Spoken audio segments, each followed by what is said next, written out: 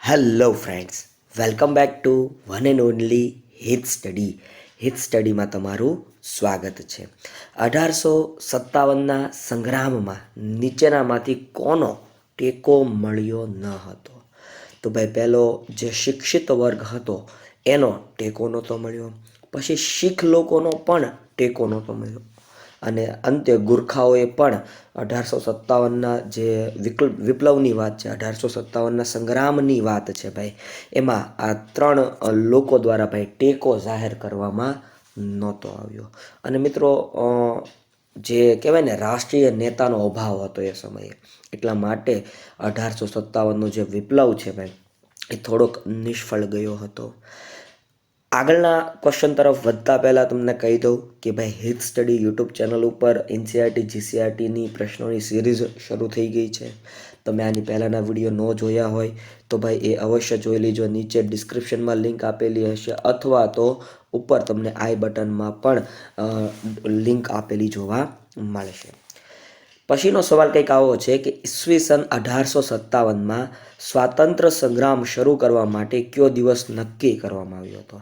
ભાઈ, 1857નો સંગ્રામ શરૂ કરવા માટે 31 મે 1857 આ તારીખ નક્કી કરવામાં આવી હતી. પણ આ તારીખ પહેલાં જથી ભાઈ આ 1857નો વિપ્લવ શરૂ થઈ ગયો હતો ભાઈ. સ્વાતંત્ર્ય સંગ્રામના કયા નેતાએ પોતે જ પોતાની તલવારથી હાથને કોણીમાંથી કાપીને ગંગા નદીમાં પધરાવી દીધો હતો ભાઈ? આવ્યા સાહસ કરનારા એ વખતના નેતાઓ હતા ભાઈ. એ વખતના આમ તો આપણા શૂરવીર હતા ભાઈ. સ્વાતંત્ર્ય સંગ્રામ દરમિયાન કુંવરસિંહે ભાઈ, કોણે ભાઈ? કુંવરસિંહે ભાઈ. કુંવરસિંહે પોતાનો જ હાથ પોતાની જ તલવારથી કાપીને ભાઈ ગંગા નદીમાં પધરાવી દીધો હતો. કારણ કે ઝેરનું પ્રસરણ વધારે થતું હતું ભાઈ. એમને ગોળી વાગી હતી અને ઝેરનું પ્રસરણ થતું હતું. એ અટકાવવા માટે એણે પોતાની તલવાર વડે હાથ કાપીને પોતાનો હાથ ગંગા નદીમાં પધરાવી દીધો હતો ભાઈ. એવા હતા આપણા સ્વતંત્ર સેનાની કુંવરસિંહની અહીંયા વાત છે ભાઈ. અંગ્રેજ લશ્કરના તોપમારાથી બેટ દ્વારકાના કિલ્લાને બચાવવા કોણે અદ્વિતીય કામ કર્યું હતું? તો ભાઈ, અંગ્રેજ લશ્કરના તોપમારામાંથી બેટ દ્વારકાને જે કિલ્લો છે એને બચાવવા માટે ભાઈ વાઘેર જાતિની સ્ત્રીઓએ ખૂબ જ ભાઈ સાહસિક કામ કર્યું હતું ભાઈ. ગોદડાઓ લઈને ભાઈ, એટલે આ ગોદડાઓ લઈને આ લોકો જે બોમ્બ ફેંકતા એને ભાઈ શું કહેવાય, ડામી દેતા ભાઈ, બરાબર ને? આવી પરિસ્થિતિ હતી ભાઈ. વાઘેર સ્ત્રીઓએ ભાઈ એમાં અદ્વિતીય કામ કર્યું હતું. આગળ વધીએ. 1857 ખાનપુરમાં કયા આગેવાને ભાગ લીધો હતો? તો ભાઈ, ખાનપુરમાં કયા આગેવાને? ઠાકોર જીવાભાઈ દ્વારા ભાઈ 1857નો ખાનપુરથી ભાઈ, ક્યાંથી? ખાનપુરથી ભાઈ આગેવાની કરવાનો યશ એમના ફાળે જાય છે. 1857 ભારતનો પ્રથમ સ્વાતંત્ર્ય સંગ્રામ નામનું પુસ્તક કોણે લખ્યું? તો વિનાયક દામોદર સાવરકર, એટલે કે વીર સાવરકરે ભાઈ. વિનાયક દામોદર સાવરકરે ભાઈ, વીર સાવરકરે 1857 ભારતનો પ્રથમ સ્વાતંત્ર્ય સંગ્રામ નામનું એ પુસ્તક એણે લખેલું છે ભાઈ, વીર સાવરકરે. અંગ્રેજો 1857ના સંગ્રામને ચળવળનું કેવું સ્વરૂપ માનતા હતા? માત્ર એક સૈનિક વિદ્રોહના સ્વરૂપમાં તેઓ જોતા હતા ભાઈ. અંગ્રેજો 1857ના સંગ્રામને માત્ર ને માત્ર એક સૈનિકો દ્વારા કરવામાં આવેલો વિદ્રોહના નામથી લોકો જોતા હતા. ઇંગ્લેન્ડના રાજપુરુષ ડિઝરાયલી 1857ના સંગ્રામને ચળવળનું કેવું સ્વરૂપ માનતા હતા? તો રાજકીય અને ધાર્મિક વિદ્રોહના નામથી તેઓ એને એક સંબોધન કરતા હતા, માનતા હતા ભાઈ. કોણે 1857ના સંગ્રામને ભારતનો પ્રથમ સ્વાતંત્ર્ય સંગ્રામ ગણાવ્યો હતો?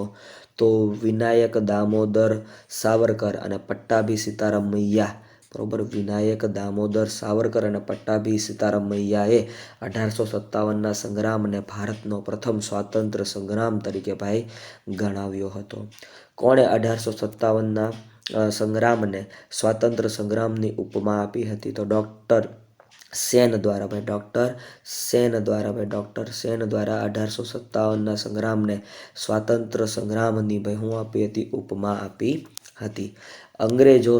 અંગ્રેજ સમયના શહેરો, ગૃહ ઉદ્યોગો અને ખાલી ઉદ્યોગોની ચર્ચા કરવી છે. બ્રિટનના સમ્રાટ ચાર્લ્સ બીજાના લગ્ન પોર્ટુગીઝ રાજકુમારી સાથે થયા ત્યારે પોર્ટુગીઝોએ આ કયો ટાપુ બ્રિટિશ રાજને દહેજમાં આપવામાં આવ્યો હતો? તો ભાઈ મુંબઈનો જે ટાપુ છે ભાઈ, મુંબઈનો જે ટાપુવાળો વિસ્તાર છે, આ ટાપુ હતો પહેલાં હકીકતે, બરાબર. તો આ મુંબઈનો ટાપુ દહેજમાં મળેલો છે. કોને? અંગ્રેજોને દહેજમાં મળેલો છે, બરાબર. યાદ રાખજો ભાઈ. ઈસવીસન 1573માં કયા મુઘલ બાદશાહે સુરત જીત્યું હતું? તો ભાઈ અકબર દ્વારા ઈસવીસન 1573માં ભાઈ 73માં શું જીત્યું હતું ભાઈ? સુરત જીત્યું હતું, એટલે કે ગુજરાત વિજય કર્યો હતો, આમ તો એમ કહી શકાય. પછી એણે બુલંદ દરવાજો બનાવ્યો હતો ફતેહપુર સિકરી ખાતે. તો આવી ઘણી બધી વાતો તમને યાદ હશે. ઈસવીસન 1640માં અંગ્રેજોએ કયા શહેરમાં કોટ અથવા તો તમે જેને ફોર્ટ કહો છો, બરાબર ને, હું તો વારંવાર એને ફોર્ટ જ કહું છું, કોટ જ કહું છું, સોરી. તો ઈસવીસન 1640માં અંગ્રેજોએ કયા શહેરમાં ફોર્ટ સેન્ટ જોર્જની સ્થાપના કરી હતી? તો ફોર્ટ સેન્ટ જોર્જની સ્થાપના મદ્રાસ, ચેન્નાઈ મુકામે કરી હતી. ક્યારે? ઈસવીસન 1640ની વાત છે. કયા વર્ષે અંગ્રેજોએ મરાઠા પાસેથી દિલ્હી જીત્યું હતું? તો ઈસવીસન 1803માં. ઈસવીસન 1803માં ભાઈ અંગ્રેજોએ મરાઠા પાસેથી હું જીતી લીધું ભાઈ? દિલ્હી જીતી લીધું હતું. નવી દિલ્હીનું નિર્માણ અંગ્રેજ કાળમાં કયા પહાડી વિસ્તારમાં શરૂ થયું? તો રાયસીના હિલ, બરોબર. રાયસીન હિલ્સ ખાતે ભાઈ અંગ્રેજોએ આ પહાડી વિસ્તારને કોરીને ભાઈ નવી દિલ્હીનું નિર્માણ કરાવવામાં આવ્યું. કયા વર્ષે અંગ્રેજોએ પોતાની રાજધાની કલકત્તાથી ખસેડીને દિલ્હી લાવ્યા હતા? ઈસવીસન 1911માં જ્યોર્જ પંચમ નામનો અંગ્રેજ રાજકુમાર ભારતની મુલાકાતે આવ્યો અને એના માનમાં આપણે જે કોલકાતા ખાતે જે કામગીરી ચાલતી હતી બધી ખસેડીને દિલ્હી ખાતે ભાઈ કામગીરીને લાવી નાખવામાં આવી હતી ભાઈ. અને એમની યાદમાં, એમના માનમાં જનગણ મન પણ ગીત ગવાયું હતું, વંદે માતરમ. આ ઘણી બધી ભાઈ વસ્તુઓની વાત છે. તમને ઇતિહાસની થોડીક વધારે માહિતી આવનારી વિડીયો સિરીઝમાં તમને અવશ્યથી આપીશ. કયા અંગ્રેજ અધિકારીઓને નવી દિલ્હીની ડિઝાઇનની કામગીરી સોંપવામાં આવી હતી? તો એડવર્ડ લુટિયન્સ અને હર્બર્ટ બેકર, બરોબર. એડવર્ડ લુટિયન્સ અને હર્બર્ટ બેકર, આ બંને નામ યાદ રાખજો ભાઈ. નવી દિલ્હીના ડિઝાઇન કરતા છે ભાઈ હર્બર્ટ બેકર, તો વારંવાર પૂછાઈ ગયેલું છે, પણ એડવર્ડ લુટિયન્સ પણ પૂછાઈ શકે એવું છે. લાલ કિલ્લો, ચાંદની ચોક, ફૈઝા બજાર, જામા મસ્જિદ વગેરે જેવા સ્થાપત્યો કયા શહેરમાં આવેલા છે? તો આ બધા સ્થાપત્યો ભાઈ દિલ્હી, બરાબર. પરિંદો કા શહેર દિલ્હી, ત્યાં બધું આવેલું છે. ભારતમાં ઔદ્યોગિક ક્રાંતિની શરૂઆત કયા ઉદ્યોગથી થઈ? ભારતની ઔદ્યોગિક ક્રાંતિની શરૂઆત કાપડ ઉદ્યોગથી થઈ ભાઈ. ક્યાંથી થઈ ભાઈ? કાપડ ઉદ્યોગથી ભાઈ આ ભારતમાં ઔદ્યોગિક ક્રાંતિની શરૂઆત થઈ. ભારતમાં ઈસવીસન 1854માં કયા શહેરમાં સૌપ્રથમ કાપડની મિલ શરૂ થઈ? તો મુંબઈ મુકામે ભાઈ. કઈ જગ્યાએ ભાઈ? મુંબઈ મુકામે સૌપ્રથમ ભાઈ કાપડની મિલ શરૂ કરવામાં આવી. 30 મે 1861માં કોણે અમદાવાદમાં સૌપ્રથમ સુતરાઉ કાપડની મિલની સ્થાપના કરી? તો રણછોડલાલ છોટાલાલ રેટિયોવાળાએ. ફરીવાર 30 મે 1861માં અમદાવાદમાં સૌપ્રથમ સુતરાઉ કાપડની મિલની સ્થાપના કરનાર રણછોડલાલ છોટાલાલભાઈ રેટિયોવાળા. છોટાલાલભાઈ રેટિયોવાળા, યાદ રાખજો ભાઈ. ઈસવીસન 1867માં કોણે અમદાવાદમાં બીજી સુતરાઉ કાપડ મિલની સ્થાપના કરી? તો બેચરદાસ લશ્કરી દ્વારા ભાઈ આ કામગીરી હાથ ધરવામાં આવી હતી. કયા શહેરને ભારતનું માન્ચેસ્ટર તરીકે ઓળખવામાં આવે છે? તો અમદાવાદ ભાઈ. અમદાવાદ છે ને એ ભારતનું શું છે ભાઈ? માન્ચેસ્ટર છે ભાઈ. માન્ચેસ્ટર સ્થળનું નામ છે જે કાપડ ઉદ્યોગ માટે ખૂબ જ પ્રખ્યાત છે ભાઈ. દક્ષિણ ભારતના કયા શહેરોમાં કાપડ ઉદ્યોગોનો વિકાસ થયો છે? તો સોલાપુર અથવા તો મહારાષ્ટ્ર અથવા મદુરાઈ તમિલનાડુમાં ભાઈ. દક્ષિણ ભારતના કયા શહેરોમાં કાપડ ઉદ્યોગનો વિકાસ થયો છે? તો સોલાપુર એટલે કે મહારાષ્ટ્ર અને મદુરાઈ એટલે કે તમિલનાડુમાં એનો વિકાસ થયો છે. ભારતમાં સૌપ્રથમ લોખંડનું કારખાનું ક્યાં અને કોણે સ્થાપ્યું હતું? તો ચાકસી એટલે કે જમશેદપુરમાં તમને ખબર હશે ભાઈ, જમશેદજી તાતા દ્વારા ભાઈ સૌપ્રથમ જમશેદપુરમાં લોખંડનું કારખાનું સ્થાપ્યું હતું. મિત્રો વિડીયો ગમ્યો હોય એક લાઈક કરી દો, શેર કરી દો, કમેન્ટ સેક્શનમાં કમેન્ટ કરી દો ભાઈ આવા ને આવા વિડીયો જોવા માટે. ત્યારબાદના પ્રશ્ન તરફ આગળ વધીએ મિત્રો. તો ભારતીય ધાતુ કલાનો ઉત્તમ નમૂનો, અહીંયા શું કીધું છે ભાઈ કે ભારતીય ધાતુ કલાનો ઉત્તમ નમૂનો એવી આપણી ટીપુ સુલતાનની તલવારમાં કયા સ્ટીલનો ઉપયોગ કરવામાં આવ્યો છે? તો મિત્રો એમાં કાર્બનની અધિક માત્રાવાળું વુડ્સ સ્ટીલ, બરાબર, વુડર સ્ટીલ આવે છે, તમને આપ્યું છે ભાઈ લખીને વુડ્સ સ્ટીલ, બરાબર. તો જે આવું સ્ટીલ છે ભાઈ, બરાબર, એનો ઉપયોગ કરવામાં આવ્યો. કોની તલવારની વાત છે અહીંયા? ટીપુ સુલતાનની તલવારની વાત છે ભાઈ. ટીપુ સુલતાન વિશે તમને ખ્યાલ હશે ભાઈ, ઘણા બધા યુદ્ધોમાં ટીપુ સુલતાનનો ભાઈ ભાગ હતો, હિસ્સો હતો. મતલબ કે અંગ્રેજો સામે એણે ઘણીવાર ટીપુ સુલતાને ભાઈ ટક્કર આપી હતી ભાઈ, બરાબર. તો એની વાત કરી લીધી આપણે. એમાં શું હતું મિત્રો ભાઈ? કાર્બનની અધિક માત્રાવાળું વુડ્સ સ્ટીલ હતું ભાઈ. કાર્બનની અધિક માત્રાવાળું ભાઈ વુડ્સ સ્ટીલ હતું. ભારતમાં રેલવેની શરૂઆત કોણે કરી હતી? તો ડેલહાઉસી દ્વારા ભાઈ રેલવેની શરૂઆત થઈ હતી. એ સાહેબ ક્યારે થઈ હતી? તો 16 એપ્રિલ 1853માં થઈ હતી. 1853માં રેલવેની ભાઈ શરૂઆત થઈ હતી. ઓકે, ફરીવાર તો ભાઈ કહી દઉં છું કે વિડીયો ઘણા બધા બની ચૂક્યા છે એનસીઆરટી જીસીઆરટીના. તમે આની પહેલાંના વિડીયો ન જોયા હોય તો નીચે ડિસ્ક્રિપ્શનમાં લિંક છે, ઉપર આઈ બટનમાં પણ તમને લિંક જોવા મળશે. તો બને ત્યાં સુધી બધા જ વિડીયોને જોઈ લેજો, જેથી કરીને આવનારી પરીક્ષામાં તમે ઝળહળતી સફળતા પ્રાપ્ત કરો ભાઈ. તો ભારતમાં રેલવેની શરૂઆત ક્યાં અને ક્યારે થઈ હતી? તો આપણે વાત કરી ગયા ભાઈ 16 એપ્રિલ 1853. ક્યાંથી ક્યાં સુધી? તો મુંબઈ અને થાણા વચ્ચે થઈ હતી ભાઈ. ક્યાંથી ક્યાં સુધી ભાઈ? મુંબઈ અને થાણા વચ્ચે. શેની શરૂઆત થઈ હતી ભાઈ? તો રેલવેની શરૂઆત થઈ હતી. ભારતમાં આધુનિક ટપાલ પદ્ધતિ કોણે શરૂ કરી હતી? તો ભારતમાં જે આધુનિક પ્રકારની ભાઈ ટપાલ વ્યવસ્થા છે, આધુનિક પ્રકારની ટપાલ વ્યવસ્થાની વાત છે ભાઈ, ટપાલ પદ્ધતિની વાત છે, તો એ કોણે કરી હતી ભાઈ? ડેલહાઉસીએ કરી હતી ભાઈ. મિત્રો અંગ્રેજોએ આ બધી સુવિધાઓ શું કામ વિકસાવી? તો અંગ્રેજોને લાભ થાય ભાઈ, અંગ્રેજોને એક શહેરમાંથી બીજા શહેરમાં વસ્તુઓની હેરફેર કરવી હોય તો સરળતા રહે, અથવા કોઈને માહિતી પહોંચાડવી હોય તો પણ સરળતા રહે. એટલા માટે ભાઈ રેલવે, ટપાલ પદ્ધતિ, બરાબર, જાહેર બાંધકામ વિભાગ ખાતાની રચના, પબ્લિક વર્ક્સ ડિપાર્ટમેન્ટ એની પણ રચના કરવામાં આવી. એટલે આવું બધું ભાઈ કામ કરવામાં આવ્યું હતું. ડેલહાઉસીના સમયમાં કયા બે શહેરો વચ્ચે ઈસવીસન 1853માં તારની શરૂઆત થઈ હતી?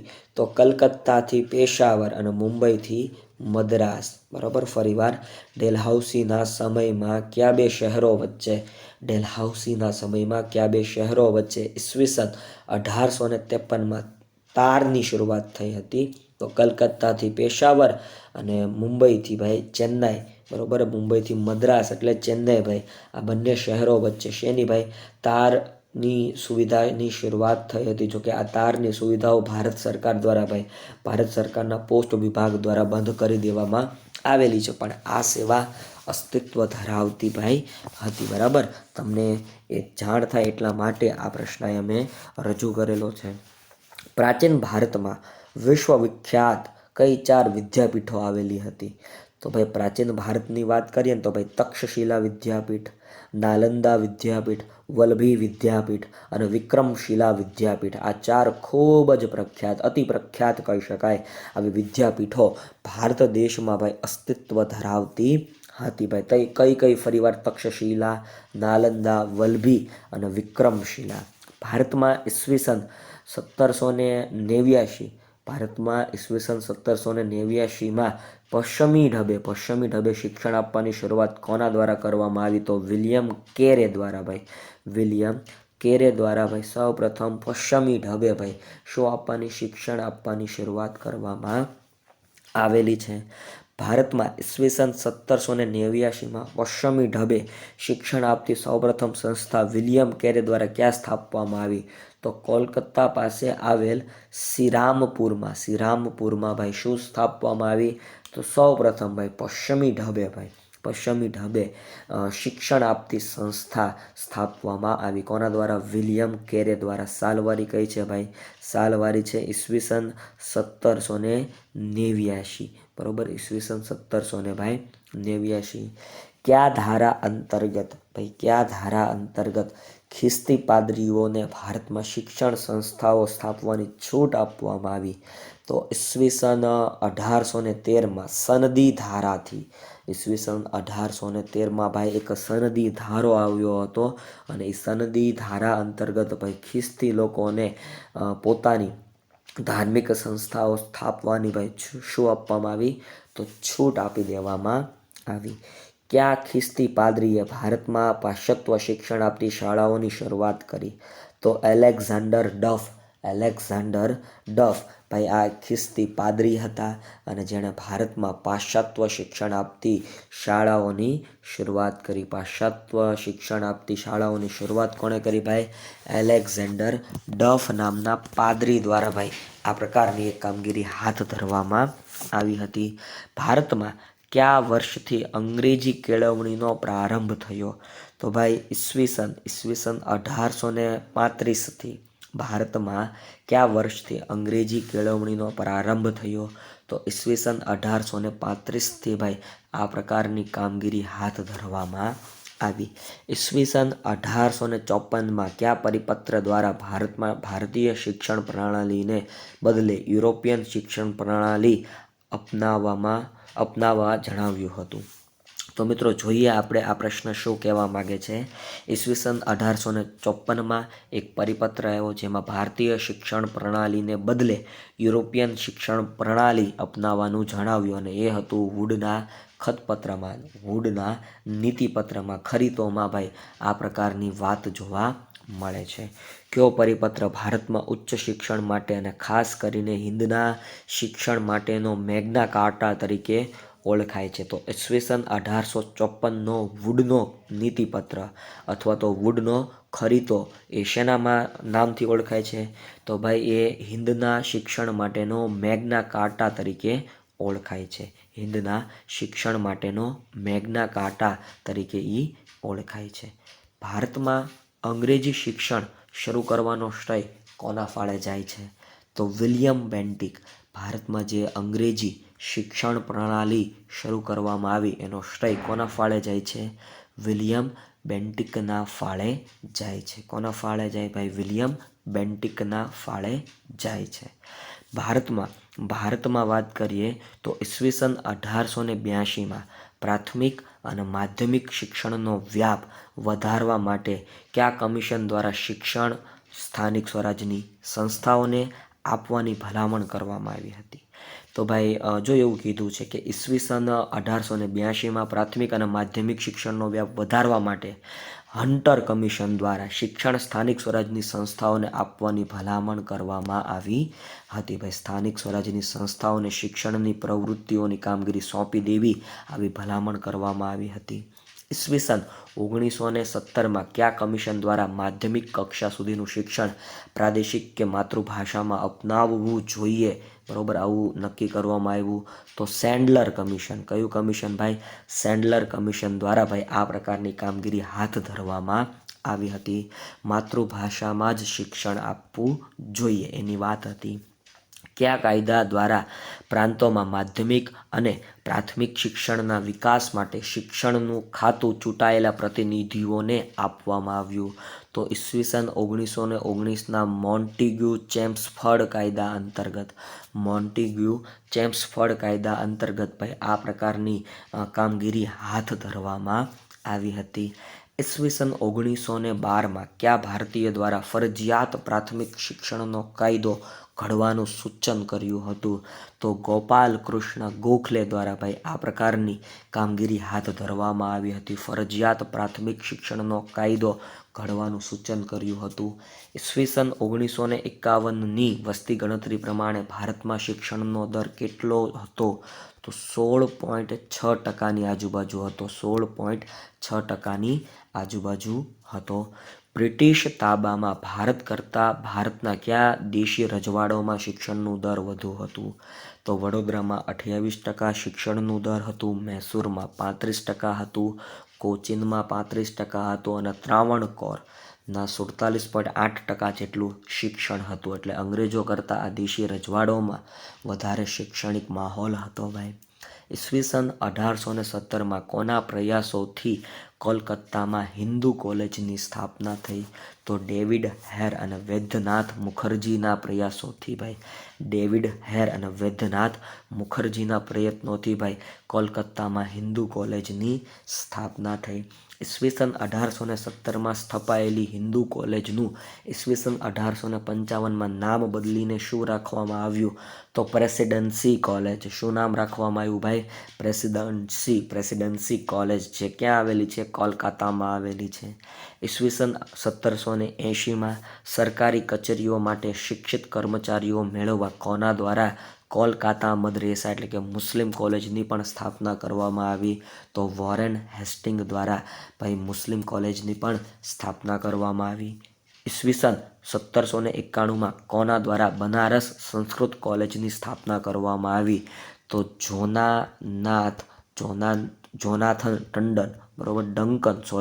જોનાથન ડંકન દ્વારા ભાઈ બનારસ સંસ્કૃત કોલેજની સ્થાપના કરવામાં આવી. ઈસવીસન 1823માં કોના દ્વારા કોલકાતામાં સંસ્કૃત કોલેજની સ્થાપના કરવામાં આવી? તો એમ હર્સ્ટ, આમ તો એમ વચાય તો એમના દ્વારા ભાઈ સંસ્કૃત કોલેજની પણ સ્થાપના કોલકાતામાં કરવામાં આવી. તો આવા સવાલો પૂછાઈ શકે આવનારી એક્ઝામમાં. વિડીયો ગમે તો લાઈક કરો, શેર કરો, કમેન્ટ સેક્શનમાં કમેન્ટ કરો.